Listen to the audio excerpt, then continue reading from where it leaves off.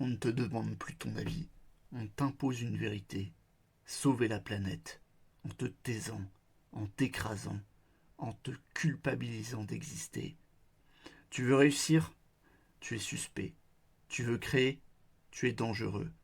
Tu veux simplement vivre sans t'excuser? Alors tu es l'ennemi. Et pourtant, tu n'as jamais dit que tu étais contre la nature. Tu refuses juste qu'on s'en serve pour t'enchaîner. Aujourd'hui, l'écologie n'est plus un sujet.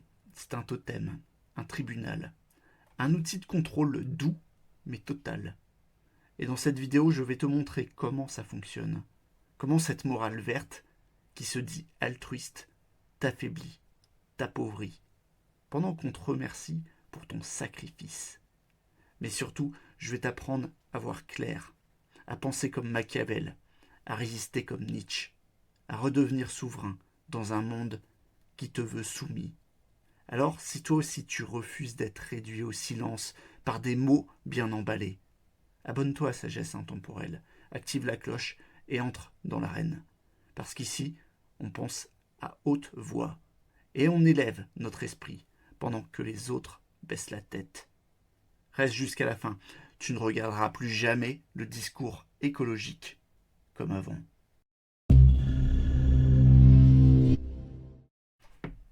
Si tu dis calmement que tu n'es pas d'accord avec la décroissance, on te regarde comme si tu venais de gifler un enfant. Tu ne cries pas, tu ne provoques personne, tu poses juste une question. Mais dans certaines discussions, une simple question suffit à déclencher la foudre. On ne t'écoute plus. On te classe égoïste, individualiste, complice du désastre. Et très vite, le débat n'a plus rien de rationnel. C'est devenu un procès. Tu es jugé non pas par ce que tu proposes, mais sur ce que tu es censé représenter. Tu sens ce décalage? Tu veux bien faire, tu veux vivre dans un monde propre, stable, respirable. Mais ce qu'on t'impose, ce n'est pas un projet, c'est un sacrifice. Ce n'est plus voici ce qu'on peut construire ensemble, c'est voici ce que tu dois abandonner. Ta voiture, ton confort, ton travail, ton ambition. Et si tu dis non, même doucement, on t'accuse de ne jamais aimer la nature, de ne pas aimer les autres, de ne pas aimer l'avenir. Tu n'es pas contre la planète, tu es contre la façon dont on t'oblige à la sauver. Et c'est là que tout bascule, parce que ce discours, au fond, ne cherche plus à convaincre, il cherche à soumettre. Alors on va aller plus loin, on va regarder ce qui se cache derrière ce masque de vertu. Et surtout, on va comprendre à qui profite vraiment cette nouvelle morale. Oui, sourire. Et surtout, ne pas trop réfléchir. Machiavel, lui, aurait souri. Il aurait dit « Celui qui veut toujours apparaître bon finit écrasé par les cyniques. » Et c'est là qu'on voit qu'aujourd'hui, ça lui donne raison. Ceux qui tiennent le discours le plus vertueux ne sont pas ceux qui vivent de la façon la plus cohérente. Ils prennent des jets privés, ils te demandent de ralentir, pendant que eux, ils accélèrent. Ils te parlent de simplicité, pendant qu'ils achètent des parts de start-up, de satellites ou de fonds d'investissement climatique. Leur écologie, ce n'est pas un renoncement, c'est un business. Et dans ce business, ils veulent que toi, tu sois le client qui paie, jamais l'actionnaire qui décide. Et ce glissement, il est subtil. On parle d'une idée juste, protéger le vivant, et on finit avec une injonction. Renonce, tais-toi, et surtout ne critique pas. Parce qu'aujourd'hui, celui qui conteste la décroissance n'est pas combattu avec des arguments, il est disqualifié avec des étiquettes.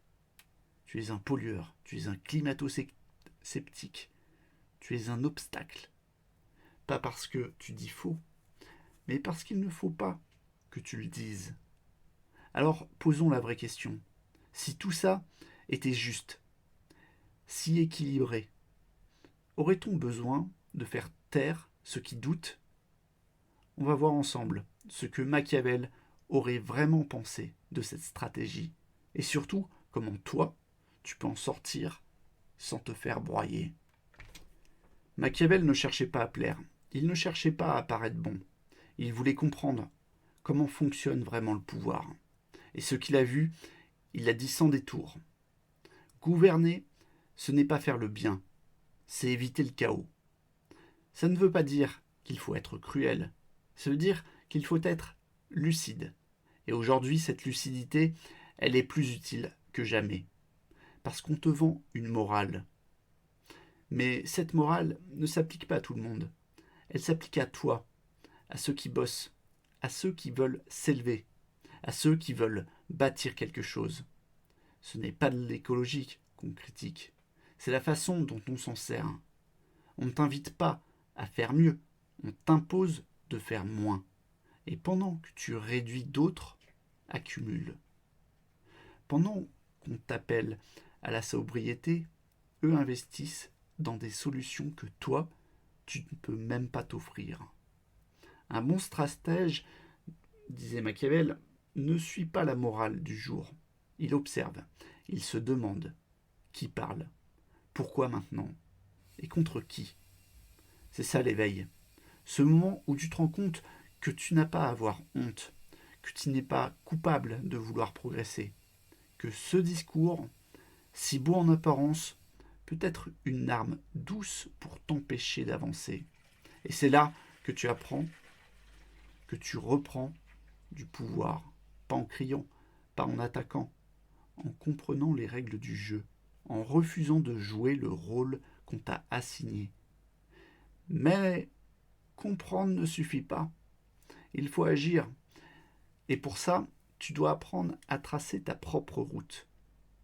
Pas contre l'écologie, mais hors du piège moral qu'on y a glissé. On va voir maintenant comment faire, comment rester libre, sans passer pour un provocateur, comment marcher droit, sans baisser la tête. Tu peux aimer la nature profondément sans pour autant te laisser prendre au piège d'une morale qui t'écrase. Tu n'es pas obligé de choisir entre deux extrêmes, soit le pollueur cynique, soit le militant décroissant. Cette opposition est fausse. Elle est là pour t'enfermer, pas pour t'élever. Tu peux choisir une voie sobre mais puissante, une voie lucide. Tu veux protéger la planète? Commence par protéger ton discernement. On ne sauve rien en se ruinant. On ne bâtit rien en se privant de tout. L'homme souverain ne rejette pas l'écologie. Il la reprend. Il l'arrache au sermon.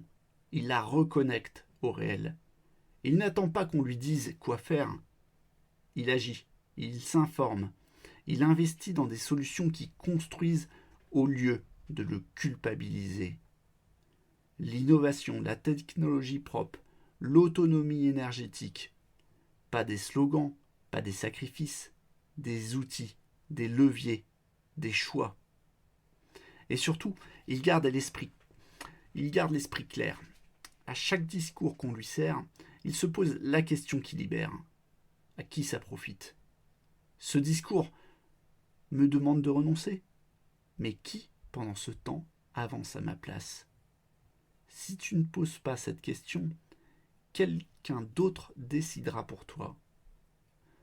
Ce ne sont pas les chaînes visibles qui nous ligotent, ce sont les idées qu'on accepte sans les questionner.